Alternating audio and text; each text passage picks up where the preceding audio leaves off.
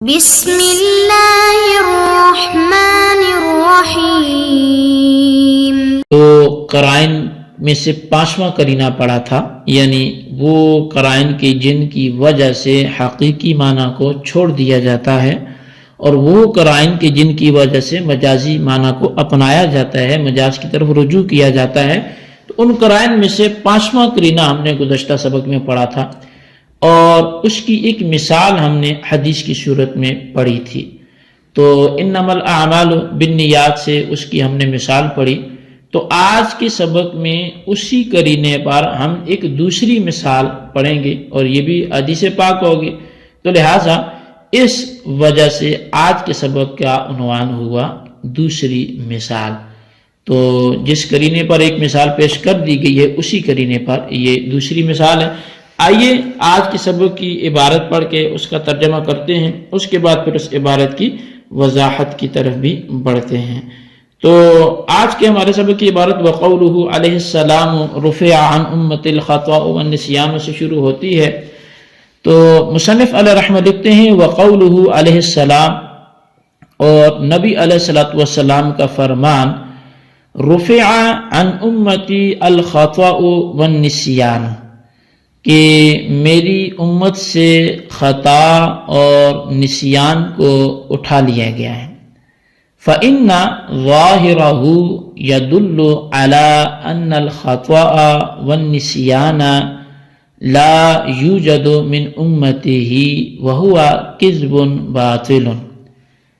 بس بے شک اس حدیث کا ظاہر تو اس بات پر دلالت کرتا ہے کہ بے شک خطا اور نسیان یہ نبی علیہ السلام کی امت سے پائے ہی نہیں جا سکتے، کبھی بھول ہی نہیں سکتے، وہ خطا ہو ہی نہیں سکتی، اور یہ تو کذب باطل ہے۔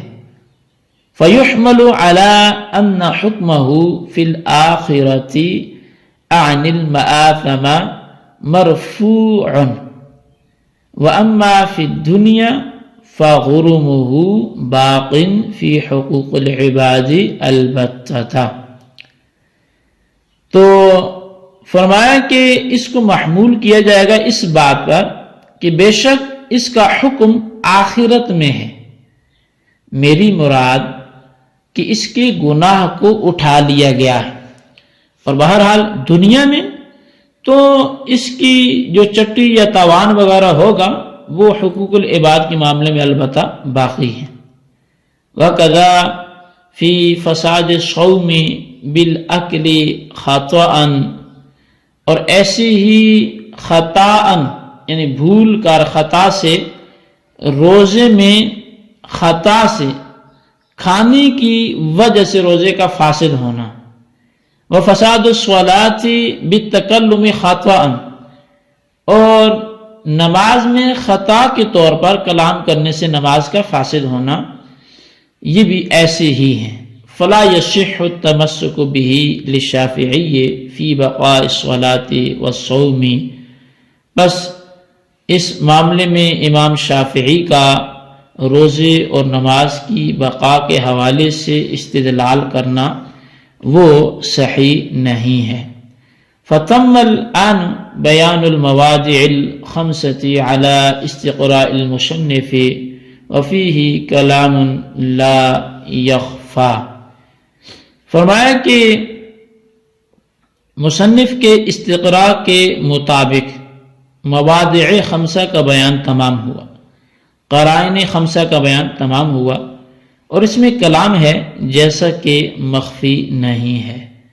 جی طلبہ کرام، یہ ہمارے آج کے سبق کی عبارت اور اس کا ترجمہ تھا جو آپ نے سماعت کیا۔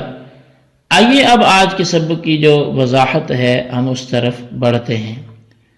دراصل محل کلام کے دلالت کرنے کی وجہ سے حقیقت متروک ہونے کی یہ دوسری مثال ہے، اور یہ حدیث پاک ہے۔ نبی علیہ السلام نے ارشاد فرمایا رفع عن امتی الخطأ والنسیان، کہ میری امت سے خطا اور نسیان دونوں کو اٹھا لیا گیا ہے۔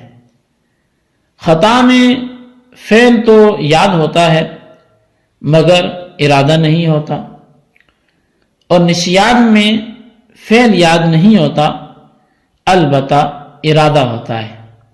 مثال کے طور پر روزہ دار کو اپنا روزہ دار ہونا تو یاد ہے، لیکن کلی کرتے وقت بغیر ارادے کے پانی حلق میں چلا گیا تو یہ خطا کہلائے گا۔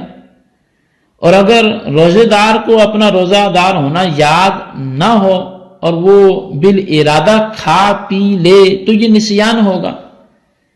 بہرحال اس حدیث کے مطابق حقیقی معنی جو ہے وہ چھوڑ دیے گئے ہیں۔ اس کی وجہ یہ ہے کہ اس حدیث کے حقیقی معنی یہ ہیں کہ میری امت میں خطا اور نسیان موجود ہی نہیں ہے، ان کو اٹھا لیا گیا ہے۔ یعنی میری امت سے نہ خطا کا صادر ہونا ممکن ہے اور نہ ہی نسیان کا، بھولنے کا صادر ہونا ممکن ہے، مگر چونکہ یہ دونوں چیزیں ہی امت محمدیہ علی صاحب الصلاۃ والسلام میں موجود ہیں، اس لیے حدیث کے حقیقی معنی واقع کے خلاف اور جھوٹ ہوں گے، اور حقیقی معنی مراد لینے کی صورت میں رسول اکرم نبی محتشم صلی اللہ علیہ وسلم کا کاذب ہونا لازم آئے گا۔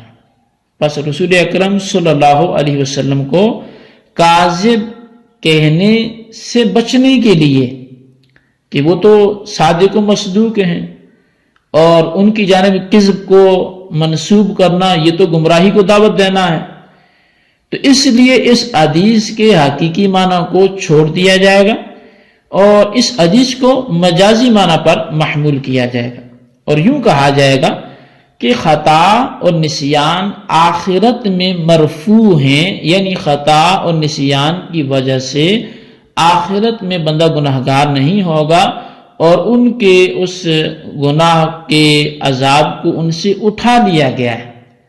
اور رہا دنیا کا معاملہ تو دنیا میں خطا مرفوع نہیں ہے بلکہ باقی ہے، یعنی حقوق العباد میں اس کا توان باقی ہے۔ چنانچہ خطأً قتل کرنے کی وجہ سے قائل پر دیت واجب ہوتی ہے، اسی طرح خطأً کھانے سے روزہ فاسد ہو جاتا ہے اور قضا واجب ہو جاتی ہے، اور خطأً بات کرنے کی وجہ سے نماز فاسد ہو جاتی ہے اور اس کی قضا بھی واجب ہوتی ہے۔ اور اگر آپ روزے کی حالت میں خطأً کھانے کو ناسین کھانے پر قیاس کر کے یوں کہیں کہ جس طرح بھول کر کھانے سے روزہ فاسد نہیں ہوتا، اسی طرح جو خطأً کھانے سے بھی روزہ فاسد نہیں ہونا چاہیے تھا، تو اس کا جواب یہ ہوگا کہ حالت نسیان میں عذر قوی ہے، اس میں بندے کا کوئی جرم نہیں ہے، اور رہی خطا تو اس میں ایک گنا بندے کا جرم ہے، اس طور پر کہ اگر بندہ احتیاط سے کام لیتا تو پانی حلق میں نہ جاتا۔ پس اس فرق کے ساتھ خطأً کھانے کو ناسین کھانے پر قیاس کرنا درست نہیں ہوگا۔ یعنی ایک بندہ غلطی سے کھا رہا ہے کہ وہ کھانا نہیں چاہ رہا تو اس کو یاد ہے میرا روزہ ہے، اور ایک وہ جو بھول کے کھا رہے تو ان کو ایک دوسرے پر قیاس نہیں کر سکتے۔ بہرحال جب یہ بات ثابت ہو گئی کہ مذکورہ حدیث سے مواخذہ اخرویہ کا مرفوع ہونا مراد ہے کہ اس سے گناہ اٹھا لیا، اس سے عذاب اٹھا لیا، اس سے پوچھ گچھ اس معاملے میں اٹھا لی، تو حضرت امام شافعی علیہ رحمہ کا خطأً بات کرنے اور خطأً کھانے کی وجہ سے بقائے صلاۃ اور بقائے صوم پر اس حدیث سے استدلال کرنا یہ درست نہیں ہوگا۔ یعنی اس حدیث سے استدلال کرتے ہوئے امام شافعی کا یہ کہنا یہ درست نہیں ہوگا کہ خطأً بات کرنے سے نماز فاسد نہیں ہوگی، خطأً کھانے سے روزہ فاسد نہیں ہوگا۔ تو نور الانوار کے مصنف نے فرمایا کہ مصنف کے تتبع اور استقراء کے مطابق جن 5 مواقع کا وعدہ کیا گیا تھا ان کا بیان تمام ہو گیا۔ البتہ مصنف کا مذکورہ 5 مواقع میں حقیقت کے متروک ہونے کا منحصر کرنا یہ محل کلام اور محل اعتراض ہے، اور یہ جیسا کہ ظاہر ہے، لیکن اصل میں استقرائی حصر کے لیے یہ کلام مضر نہیں ہے۔ یعنی جتنا انہوں نے ڈھونڈا، جتنا انہوں نے تلاش کیا تو ان کے سامنے یہی قرائن ہے، تو لہذا ان پر اس معاملے میں پھر کوئی اعتراض بھی نہیں بنتا۔ تو انہوں نے 5 تلاش کیے، کوئی چھٹا تلاش کرنا چاہے تو ہو سکتا ہے وہ چھٹا تلاش کر لے، جی طلبہ کرام، یہ ہمارے آج کے سبق کی عبارت، اس کا ترجمہ، اس کی وضاحت تھی. اس کو اچھی طرح سمجھیں، اس کے خلاصے کو رجسٹر پر لکھیں، بالخصوص ان سوالات کے جوابات بھی دیں. سوال نمبر 1 یہ ہے، رفع عن امتی الخطأ والنسیان کا احناف کے اور شوافی کے ہاں کیا مطلب ہے، وضاحت کریں. اور سوال نمبر 2 یہ ہے کہ نماز میں اگر کوئی خطأ کلام کرے تو نماز ٹوٹے گی یا نہیں. شوافی و احناف کا دونوں کا مذہب بالدلیل تحریر کریں. اللہ تبارک و تعالیٰ سے دعا ہے جو کچھ ہم نے پڑھا سنوں سے یاد رکھنے کی توفیق نصیب فرمائے. آمین بجاہ النبی الامین صلی اللہ علیہ وسلم.